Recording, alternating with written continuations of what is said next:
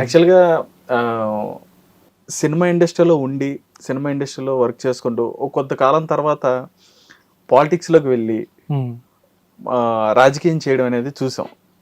Maximum అందరూ కూడా అదే చూసారు. కానీ ఇక్కడ ఏంటంటే బట్ ఫర్ చేంజ్ అన్నట్టుగా చిన్న డిఫరెన్స్తో పొలిటీషియన్గా ఉండి ఒక ఫ్యాక్షనిజంకి సంబంధించిన ప్రాంతంలో ఉండి కట్ చేస్తే ఈరోజు డైరెక్టర్గా ఈరోజు ఒక మంచి సినిమాని మా ముందుకు తీసుకురావడం జరుగుతుంది. మీరు ఎలా అసలు ఎక్కడ ప్రారంభమైంది సార్ ఇది? పొలిటీషియన్గా నేను మా మమ్మీ ఉన్నది కర్నూలులో, ఇద్దరు కొంచెం మంచి యాక్టివ్లో ఉండేవాళ్ళం. సినిమా అనేది మా నాన్నగారి ఆశయం. సో ఆయనకు విపరీతమైన పిచ్చి సినిమా అంటే. అందరూ ఇప్పుడు అనుకుంటున్నారు కానీ 1990లోనే మా నాన్నగారు చిన్న కార్పెంటర్ వర్క్ చేసేవాళ్ళు అనమాట. అక్కడ ఆయన దగ్గర కొంత సంపాదన ఉంటే ఆ సంపాదన తీసుకొని చెన్నై వెళ్ళిపోయి, మద్రాస్ అనేవాళ్ళు కదా అప్పుడు, నేను సినిమా తీస్తాను ప్రొడ్యూసర్గా అని చెప్పేసి వెళ్తే అక్కడ ఉండే వాళ్ళు నవ్వి పంపించారు అన్నమాట. అప్పుడు ఆయన హట్ అయిపోయి ఏదో ఒక రోజు నేను ప్రొడ్యూసర్ని అవుతాను, ఏదో ఒక రోజు సినిమా ఇండస్ట్రీకి వస్తానని అప్పట్లోనే శపథం చేసి వచ్చాడు. తర్వాత 1991, 92 టైంలో టెలిఫిలిమ్స్ ఇచ్చారన్నమాట. ఇప్పుడు యూట్యూబ్లో మన షార్ట్ ఫిలిమ్స్ అంటాం కదా. తర్వాత ఇంకా మళ్ళీ వర్క్ చేస్తూ డే బై డే కష్టపడుతూ పడుతూ ఒక మంచి స్టేజ్కి మేము రావడానికి చాలా కష్టపడ్డాడు. అలా అయ్యాక 2009, 2010 పీరియడ్లో తను ప్రొడ్యూసర్గా ఎదిగాడు అనమాట. ధన్వంతరి క్రియేషన్స్ అని చెప్పేసి ఒకటి స్టార్ట్ చేసేసి ఒక 2-3 సినిమాల దాకా వర్క్ చేశారు. అవి పెద్ద హిట్ అవ్వలేదు, పెద్ద రిలీజ్ అవ్వలేదు, జనాలకు వచ్చింది పోయింది కూడా తెలియదు. కానీ ఆయనకు ఒక సినిమా అంటే ఒక చిన్న పిచ్చి అనమాట. తర్వాత మా అన్నయ్య కూడా అసిస్టెంట్ డైరెక్టర్గా వర్క్ చేసి స్టార్ట్ అయిపోయింది. కొన్ని సినిమాలకు తను కూడా తమిళ్లో వెళ్ళి వర్క్ చేశాడు. తర్వాత ఏమైంది, ఇంకా పెళ్ళి అయింది, మళ్ళీ బిజినెస్లు వర్క్లు అవి అని చెప్పేసి తను ఇండస్ట్రీకి దూరం అయిపోయాడు. రీసెంట్గా మా నాన్నగారు హెల్త్ చాలా పాడైపోయింది. ఓకే. సో ఇంకా ఆయన లాస్ట్ విష్ ఒకటి మిగిలిపోయింది కదా, ఏదైనా చేద్దాము అని చెప్పేసి అనుకున్నప్పుడు నేను ఇండస్ట్రీకి వచ్చి అసిస్టెంట్ డైరెక్టర్గా వర్క్ చేసుకొని ఓ కథ రాసి ఇప్పుడు సినిమా స్టార్ట్ చేసి కంప్లీట్ చేసాం. సూపర్. యాక్చువల్గా ఇప్పుడు నాన్నగారు అన్నయ్య ఇద్దరు కూడా సినిమా ఇండస్ట్రీలో ఉన్నారు, అంటే ఈ రంగానికి దగ్గరగా ఉన్నారు. మీరు మదర్ కూడా యాక్టివ్ పాలిటిషియన్గా వర్క్ చేస్తున్నారు. మరి ఇక్కడ కట్ చేస్తే అన్నయ్య రావాలి. అన్నయ్య వచ్చి, ఎందుకంటే ఆల్రెడీ టచ్లో ఉన్నాడు కాబట్టి, ఆల్రెడీ వర్క్ చేసి ఉన్నాడు కదా, ఎక్స్పీరియన్స్ ఉంది కాబట్టి అన్నయ్య రావాలి. కానీ అసలు సంబంధం లేకుండా మీరు ఎలా వచ్చి అసలు అంటే ఏంటి, ఎవరైనా మీకు ఇంట్లో మీరే చేయాలని చెప్పని ఏమైనా అన్నారా? అలాగా అలా ఏం లేదు, నేను ట్రై చేద్దామని చెప్పేసి ఫస్ట్ నేను మా అన్నయ్యకి చెప్పాను, నేను సినిమా ఇండస్ట్రీలో ట్రై చేయాలనుకుంటున్నాను అంటే. మా అన్న 2 రోజులు టైం తీసుకున్నాడు. వాళ్ళ ఫ్రెండ్స్ కాల్ చేశాడు, వీడు సినిమా ఇండస్ట్రీకి వెళ్తా అంటున్నాడు. బేసిక్గా పొలిటీషియన్ కదా, ఎక్కడన్నా ఇండస్ట్రీలో ఉండే పాలిటిక్స్కి వీడు రియాక్ట్ అయ్యే పద్ధతి వేరే ఉంటుంది, గొడవ పెట్టేసుకునే మనస్తత్వము సెట్ అవ్వడేమో అని చెప్పేసి 2 రోజులు ఆలోచించి వాళ్ళ ఫ్రెండ్స్ కాల్ చేశాడు అనమాట. వాళ్ళ ఫ్రెండ్స్ కూడా ఒక 2 రోజులు నిర్ణయం తీసుకొని నన్ను ఒక సినిమాకి అసిస్టెంట్ డైరెక్టర్గా పెట్టించారు. నేను అసిస్టెంట్ డైరెక్టర్గా వర్క్ చేస్తున్నప్పుడు కూడా వాళ్ళు రోజు వాకప్ చేసుకునే వాళ్ళు అనమాట, ఇతను ఇండస్ట్రీలో సెట్ అవుతున్నాడా లేదా, చేస్తున్నాడా లేదా.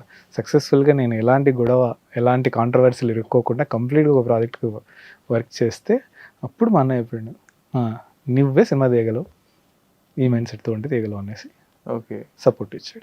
మీలో కాన్ఫిడెన్స్ కనిపించినట్టు ఉంది వాళ్ళకైతే, అన్న వాళ్ళకి. Right sir.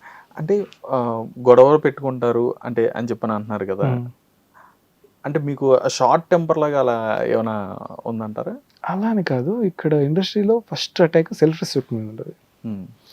పొలిటీషియన్లు ఏంటంటే మాకంటూ కొంతమంది అనుచరులు ఉంటారు, వస్తేనే అందరు నమస్తే పెట్టడం కానీ, మాతో పాటు ఫాలో చేయడం కానీ, కూర్చోవడానికి కుర్చీలు ఏర్పాటు చేయడం అన్నీ ఉంటాయి.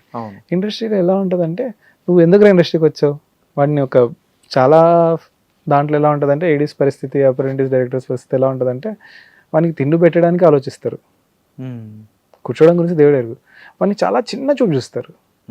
సో ఇది నువ్వు హ్యాండిల్ చేయగలవా?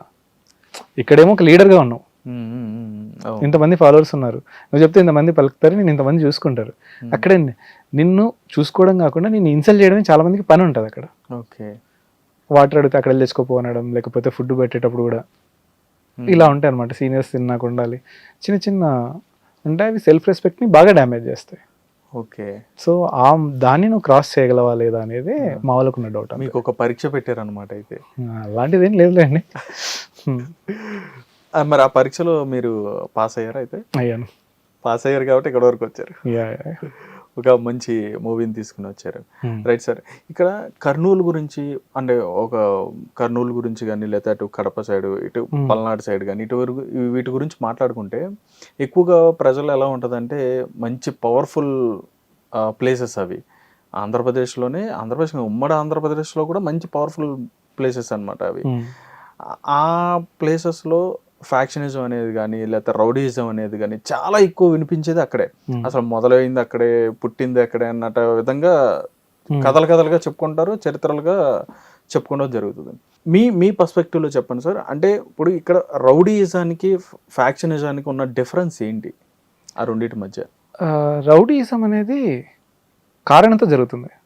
అంటే నాకు డబ్బు కావాలి, నాకు ఒక ఆస్తి కావాలి, నాకు మందు దాపడం కావాలి, నాకు పలానా పని కావాలి, ఈ ఒక ప్రాపర్ రీజన్ ఉంటుంది రౌడీజానికి. ఇంకోటి ఏంటంటే రౌడీజంలో 70% భయపించడం వరకే ఉంటుంది, ఒక 20% దాడి చేయడం వరకే ఉంటుంది, 10% చంపడం వరకు ఉంటుంది. ఫ్యాక్షనిజం ఓన్లీ అహంకారం మీద ఉంటుంది. ఓకే, పెద్ద ఫ్యాక్షన్ చరిత్రలన్నీ ఎలా స్టార్ట్ అయ్యాయంటే నువ్వు పట్టుకున్న జెండా నేను పట్టుకోలేదను, మీ బెర్రొచ్చి మా పొలంలో మేసిందను, లేకపోతే తనకు నచ్చిన పని నేను చేయడం వల్ల. ఫ్యాక్షనిజం మెయిన్ టార్గెట్ ఏంటంటే మనిషిని చంపడమే, భయపెట్టడం, తిట్టడం, కొట్టడం, ప్రోవోక్ చేయడం ఉండదు. స్పాట్ వేసేసామా. తర్వాత ఏమవుతుంది, ఫ్యాక్షనిజంలో రీకౌంటర్లు ఉంటాయి.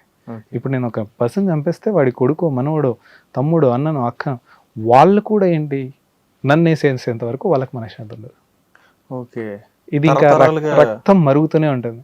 ఆ ఫ్యాక్షన్ మొక్క ఒక్కసారి మొలిచిందంటే నా మనవడికి నా శత్రువు మనవడికి కూడా సాగుతుంది. ఓ, రౌడీజంలో ఏమి ఉండదు, ఆ రౌడీ షీటర్ చనిపోతాడు లేదా ఇంకా అక్కడికి క్లోజ్ అయిపోతుంది. ఫ్యాక్షనిజంలో చంపడంతోనే మొదలవుతుంది. ఇది ఫ్యాక్షనిజం అంటే. ఓకే, హిట్ టీవీ యాప్, ఇందులో short news, live news, entertainment shows, movies, digital magazines తో పాటు మీ జిల్లా వార్తలను కూడా ఫ్రీగా చూడొచ్చు.